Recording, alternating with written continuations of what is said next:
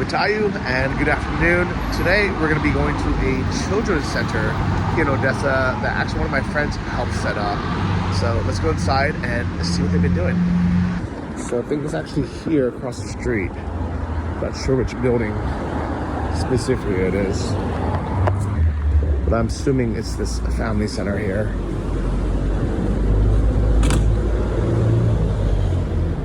Alright, so he's gonna take me to Children's Center and meet Sabina. Alright, here it is, the Maria Family Center. Takuya. Hello, nice to meet you. Johnny. Thank you for coming. Yeah, well, she's gonna show me around. Hello. No therapy for children. Здравствуйте. Rabbits. Rabbits? I also want. We can go if you Yeah, I think I'm gonna choose. Hello. Who is this? Sleshka. Можно? Привет. Sleshka. How are you, Sleshka? That's cute. This is room for kids, refugee people, and Odesa. Actually, can you introduce yourself? What is your name? Sabina. Okay. Refugee people and Odesians can stay children in this room and go to work and go to moms can leave children in this room and dads can dad of fathers of these children is soldiers. Oh, nice. Yes, yes, Okay. and mom need to work Yes. and they haven't some place who they can stay their children. And does it cost the money for this daycare? They need to pay? Yes, yes. We need some. No. We need some donors, but this absolutely is free for children. Oh, really? Okay. Yes, that's all. That's really nice. Okay. So let's take a look. This is our babysitters. Okay. We stay with children every day. Let's meet some of the kids. So I already met her. Hello, Pivit, Pivit. What is your name? Alisa. Yeah, Johnny. Pivit. Hello. Look, these guys playing here with the rabbits. Oh, it's Transformer. Oh, it's Transformer. Who's this? Это кто? Это не Шрек, это этот Бадди. What's his name? Как тебя зовут?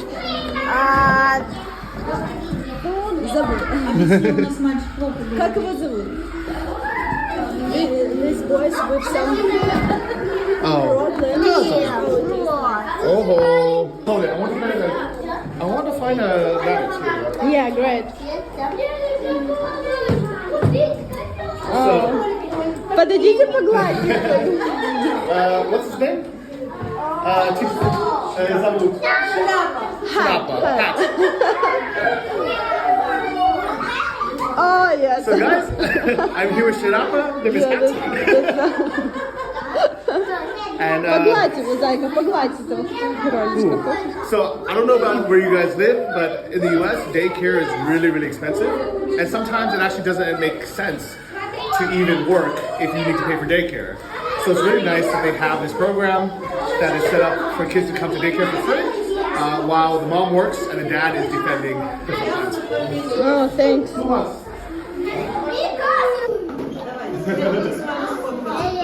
Phoebe, what are you doing?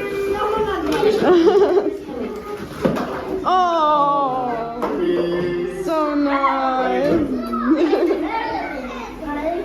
This one.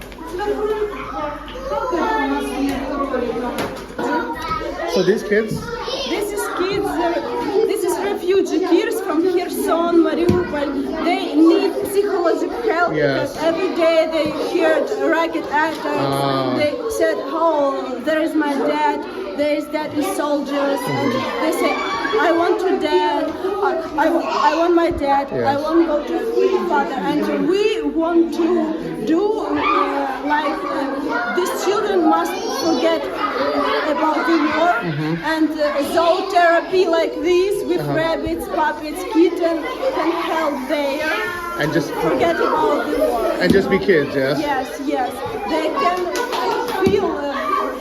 They can be rest. They can feel some, and they can have some good emotions. That's nice. They can relax. So Nice. they're important to speak with. Привет. Yeah. Скажите, пожалуйста, откуда ты?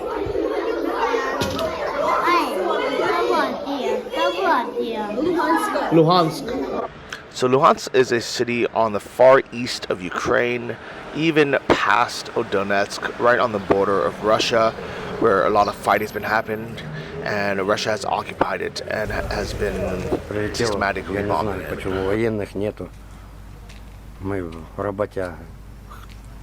В чем причина, не пойму.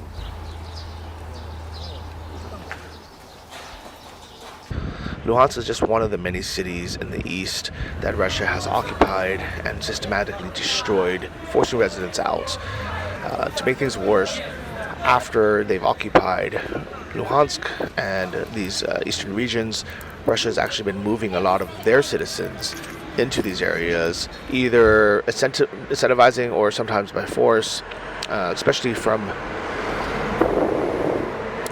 poorer regions of eastern Russia, therefore ensuring that if there ever is a referendum or a vote, that they will be pro-Russian because they come from Russia and they've been incentivized financially to settle there. Unfortunately, that means for kids like this and their families is they have no home to go back to unless they want to give in and trade in their Ukrainian passports for Russian passports. They really have no other options than to basically bend a knee to Putin and forgive him of all his war crimes, or they can live as refugees here in Ukraine.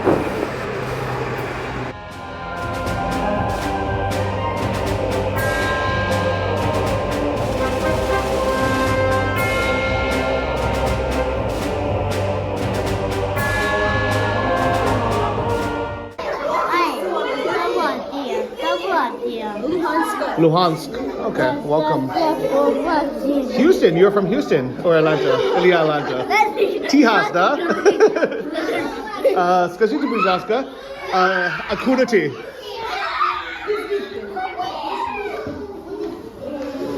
Нет? Mariupol? А вы?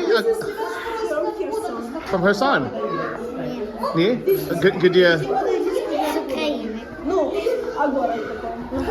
Luhansk и Kherson. Ты любишь Харків? О, Харків. О, я люблю Харків. Западная Украина. Це буде Україна. Донецк, girl? Доброполе. Mariupol? Это круто. А вы? Откуда вы? Херсон? А, привет. Это shoes. Какой моя? Где моя?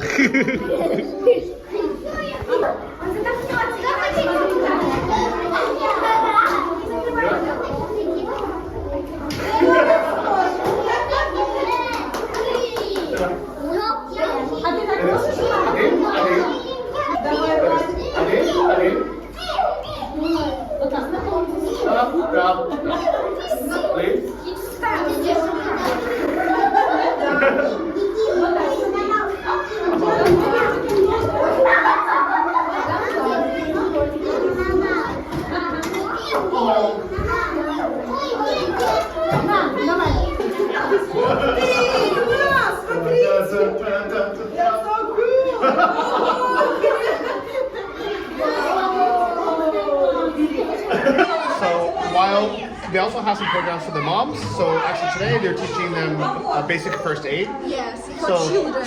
When children get temperature or do something strange, this is our doctors, our speakers, doctors, teach moms how they can help children. Oh, it's really cool. I like it, guys. Yes, and in our center, moms can have use challenges. They can be messengers, they can be realtors, then can be seeds, Sewers. sewers,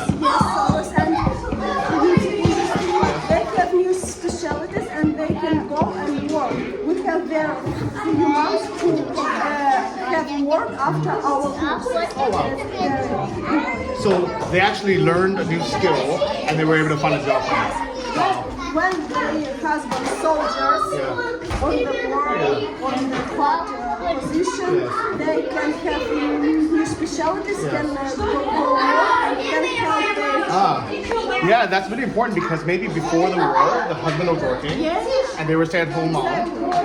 And all of a sudden now they need more income, but maybe they didn't have any skills or training, but you guys would provide some kind of training for them. And then instead of paying all the money, because in the US, and maybe here too, if you don't have like a grandmother or someone to take care of your kid, you're spending all your paycheck on just childcare. And it's like, why go to work then? You might as well stay home. The first center in Ukraine who give new specialties absolutely free without they don't pay someone. That's absolutely free for moms, for refugees, sure. And we have some programs like yoga, like psychological help, because they need psychological help too. Their husband on the war, they don't understand what they can do. They from Kherson, Mariupol, Donetsk, and they must start new life.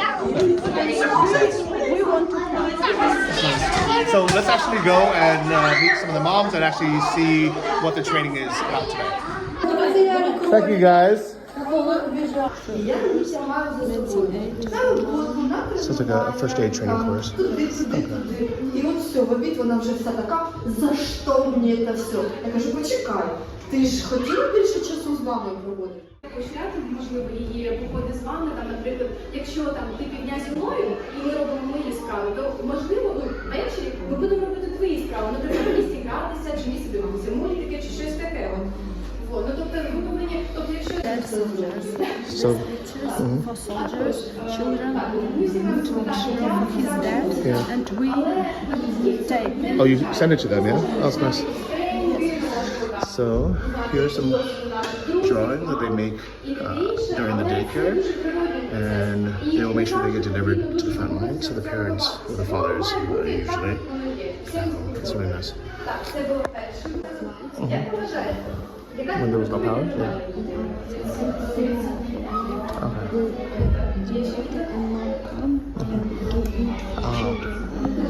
Oh wow! So this was like a makeshift shelter with generators, and the kids are here.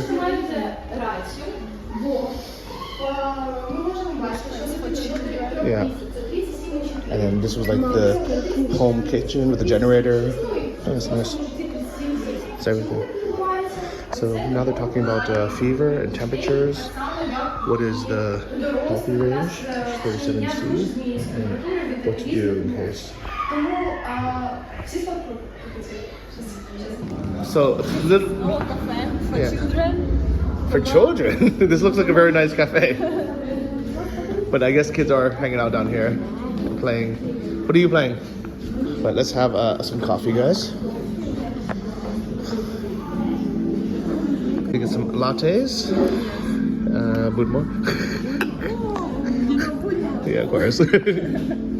Your English is fantastic. I try to say something. Here.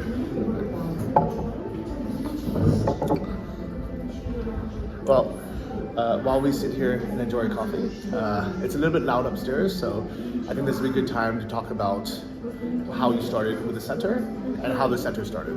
Yeah, you know, our center was initiated one British family who adopted Ukrainian girl. Okay, wow. Yes, and they say you're a volunteer. We want to do something good for Ukraine. And I think what people need, what I ask them, and they say that we want to start a new life because we in a new city. We don't know what we can do in this future. We don't see future. Our husbands, our son, is soldiers in Zaporozhye or Bakhmut, and we with our children stay there, and we don't understand what we can do in the future. So I think you make a good point because a lot of times Ukrainian refugees, when they go to a different country, one of their biggest complaints is they don't know what to do. Yeah. They're in somewhere in the EU or the US or Canada, and then all of a sudden they have all this time to just check Telegram to see what is happening in the news. They're worried about their husbands who are fighting, and all they're doing is at home taking care of their kids. And it's really unfair to the kids who are all of a sudden now just alone with their mom who is crying all day and stressed, and she also doesn't know what to do either. So it's nice that you have this in Odesa because it's relatively close to the front line, but still a little bit safer, and you have community here. I think that's probably the most important thing. Yes, that's very important. Have community for these people because they feel some support. Yes. They feel no stress.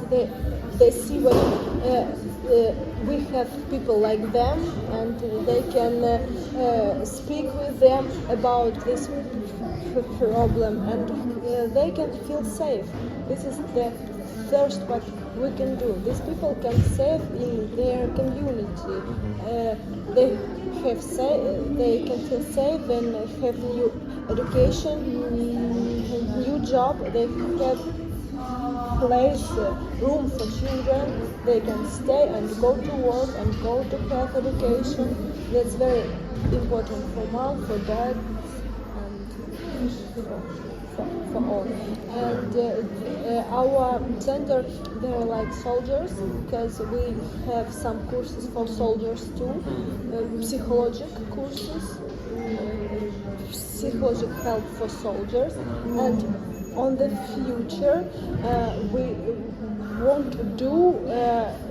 want to give new specialties for soldiers because we think what it will be very important when soldiers come after the war, after our victory, sure, and they must have new work, A new life as well. New life, Yeah. sure. And maybe some help with counseling or to get over the PTSD that comes with it. Yes. Actually, one thing that I really like about being in Odesa is I feel like I'm closer to the people who are most affected by the war. At first, I actually thought it was a little bit strange why people from Mykolaiv or Kherson would come just to Odesa and not all the way to Lviv or somewhere more safe. And then I realized it's because first, it's much cheaper in Odesa. Even though it's a beach city, it's just always been a little bit cheaper than Kyiv, much cheaper than Kyiv, maybe half the price. And now that Lviv has gone up in price so much, it's much cheaper than Lviv. But most importantly, it's because they can be close to their husbands or family who are still either in these territories or on the front lines. And I think it feels, they say it feels more similar because it's like a seaside town. So whether they're from Mariupol or Kherson, Odesa feels more culturally similar to them. Yes, you're right. And yes, sure, for refugee people, all very expensive, but in our center, all free for people, and it's very important. But people can have new education, new specialties, absolutely free, and this is so important for people who come from Mariupol, Kherson, who haven't absolutely without. And a few months ago, we have married two soldiers. She from Bakhmut and he from Zhytomyr. Two soldiers was married in our center. Oh, that's nice. Yes. They love our center and say what they want to marriage in our center. So it was very great, and we understand what we do really good things who really help people. Okay. So. That's very nice. That's cool. So we have one of the moms with us. Yes, this is our mom, Tatiana. She is from Donetsk Oblast, and she is very active mom.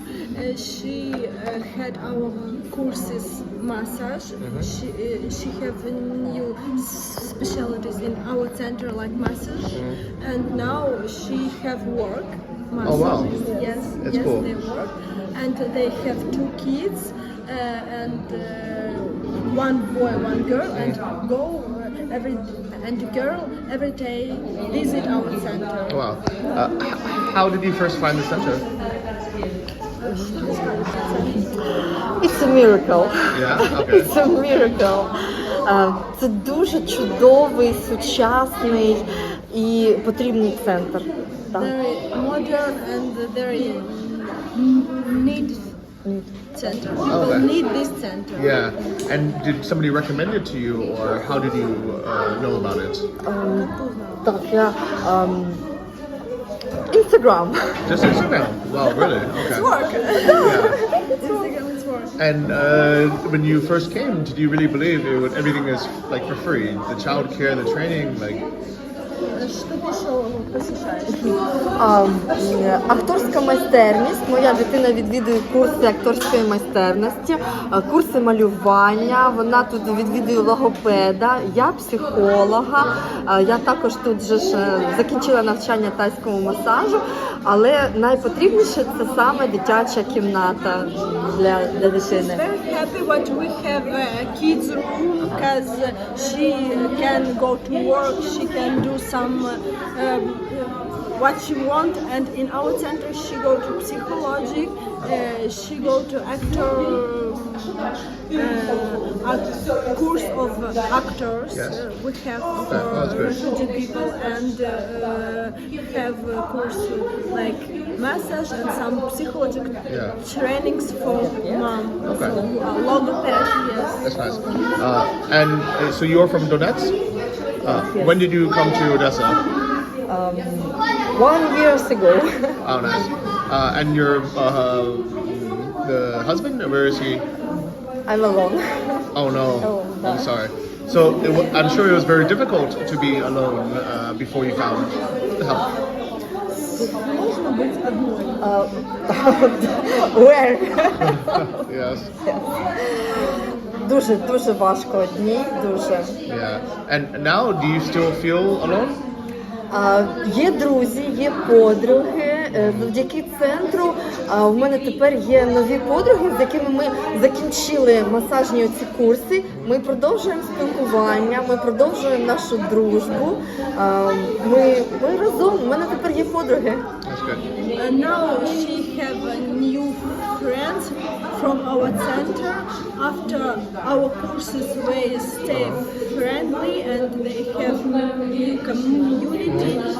She don't feel alone. Oh, that's good. What did you do for work in Donetsk, or were you staying at home? I have a fitness club. Oh, center. Так. And I'm assuming when Russia came, it had to close. Yes. Close. And when you came here, why did you decide? How did you decide to become a massage master? Дивіться, в мене є інвалідність, і мені була потрібна робота. Така зараз лікарі мені дозволяють працювати лише 2-3 години на добу. Тому мені була потрібна перекваліфікація, щоб цілими днями не стирчати в спортзалі. She have invalidity, you know? Invalidity. Yes. Yes. Okay. A handicap. Invalidity, yes. She has a handicap. Yes. Yes, Okay. yes. And doctors told she can work just few hours on the day. So massage then is good for she, you know, and she can work like massagist. So that's important for people. That's good. Okay. I'm happy that you're working and you have this center now. Thank you. Thank you. So it's always really nice to hear from the people who are directly benefiting from this. Speaking of which, how is this paid for? I'm sure it's not cheap to rent a place in Odessa and have teachers and electricity and the generators and all the bills. Like, who's paying for all this? We had support from a British family who adopted Ukrainian girl. Yes, but now we need more donors for our new programs because very much people ask us about help and they want to visit us. So we need more programs, we need more teachers, so we need more donors for our programs. Nice. So you want to expand this one, or you want to have like a second center? Now we have just center in one place, but we there want to have few centers in our city because Odesa that's a very big city, and we have very many refugee people and local people who need help. So if we have few centers in Odesa, we will help more people.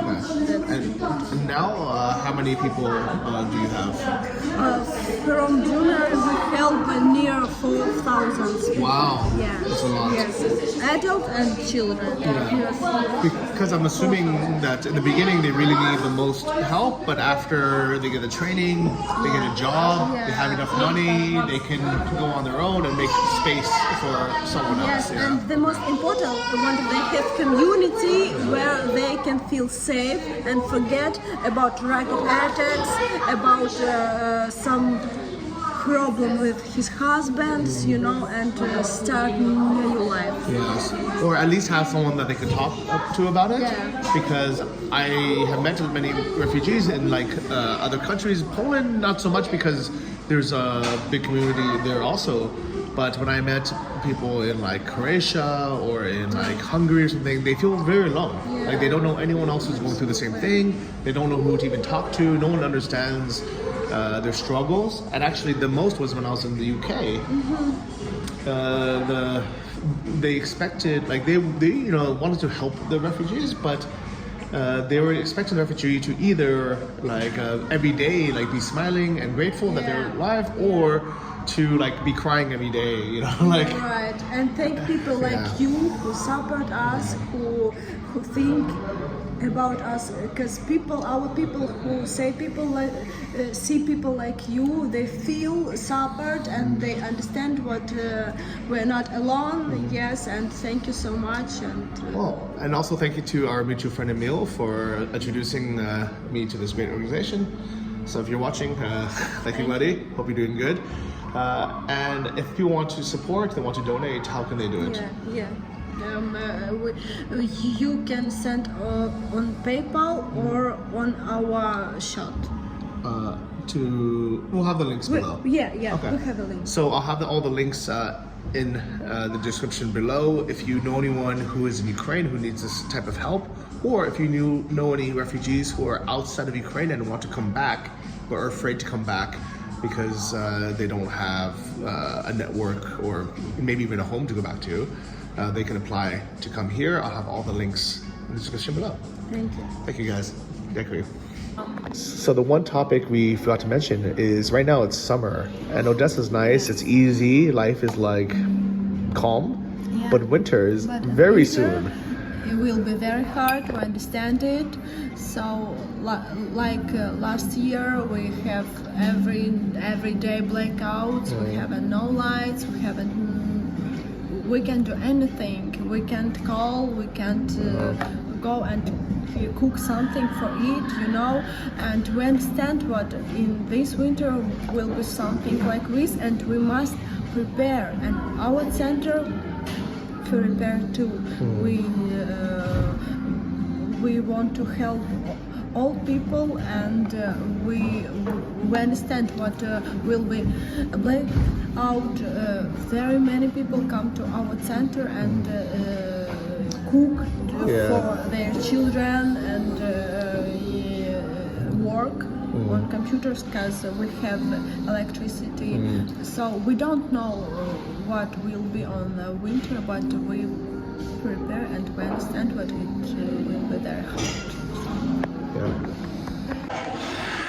I think now, for the last few months, a lot of people have seen videos of Ukrainians at beach clubs or enjoying themselves, and I think of it as they all know they need to enjoy themselves now because first they had a really hard winter, and then second they know that winter is coming very soon because summer is relatively short. Yeah, summer is always better, and on summer we can feel safe, but Yeah. we have every night like attacks, air raid around, you know, and Actually, since I've been here, there's been 3 attacks. yes, fair attacks. Yeah.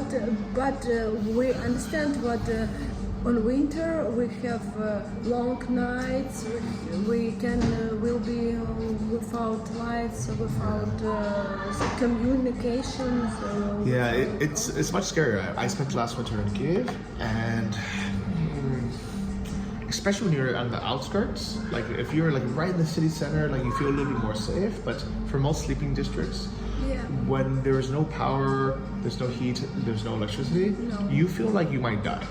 Like you know, like you feel like you're all alone, and that like you cannot call anyone, you cannot go anywhere. In depression, sure. Yeah. And it's like a very serious thing where if a rocket hits your house in the summer, like you're like, okay, it's really bad, but I'm not going to freeze to death. Yeah. Like you can just say, okay, I will go somewhere, I will figure it out. But in winter, that happens. Like even if it doesn't hit your house directly, even if it hits like some shrapnel, some windows break, and now you have like a minus 10 degrees weather coming in, or if they hit the electricity grid even 10 kilometers away or 100 kilometers away, and now you have no heat, you have no power, you have no water, like it's really like a dangerous part. So the only 3 solutions. One is we either help Ukraine win this war as fast as we can, so Russia stops attacking Ukraine. That would be the best. And the only other options, if that doesn't happen quickly, is either 20 million Ukrainians will need to go to Europe or to other countries as refugees, and somehow find the money to support that, or we could try to support them here in Ukraine. And I think that's the best option. Yes, and we want to say thank you for all of our forage partners, because I remember how last year we have a present for all countries. In this box was candles, was light lighters, yes, and we can give these candles and lighters for children, for all people, and generators. Sure, we have very many generations from our partners, so we can live in this in that winter, and we hope so. This winter will be okay, but we understand what aggressor, what Russia don't want, what we will be okay, so they can do more worse than last year. Yeah. So here's to hopefully a peaceful winter to survive the winter, and to hopefully a very swift Ukrainian victory. Thank you so much. Thank you guys. All right, guys, that was really, really nice meeting everybody there. This center actually kind of reminds me of the one in Romania that we helped set up. If you guys remember that, through my GoFundMe, we paid for the first couple months of salaries for the teachers. They're actually from Odesa, ironically, that wanted to start a school for Ukrainian refugees to give the parents a place to go while they looked for work or filling out like visa papers, but also just like a community. We undervalue how important community is, especially when we're going through the hard times. And to be honest, I was kind of like, you know what, at this point, you know, food and stuff isn't so vital anymore. You know, for like shelters, there's places the government has had time to set things up, and you can't just, you know, keep holding hands forever, right? So what I really, really like about this center is not only do they help them right in the beginning when they arrive with things like babysitting or teaching, you know, these classes with like emergency first aid, but it's a community that allows them to have the skills to not need it anymore, if that makes sense. That's why there's been such a big turnover. It's like a graduation where they'll come for a month or two, they'll get the community, they'll get the job training, they'll get a job, and they'll no longer need to come back here all the time, and that way there's room for another family. I think this is the best way to support internally displaced refugees and people. And I think the goal should be for all Ukrainians to be able to safely return to Ukraine. So even though now it's not 100% safe, there is air defense, so things are much better. The front line is much further now from Odesa. So we know that physically, I think a lot of people are willing to come back, but they need things like this to help kind of get them off the ground and help them relocate to a new city, if that makes sense. So I'm really, really happy this place exists. I'm gonna donate. And if you want to, please use the links in the description below and help. Thank you, guys. Смотрите! Я so cool!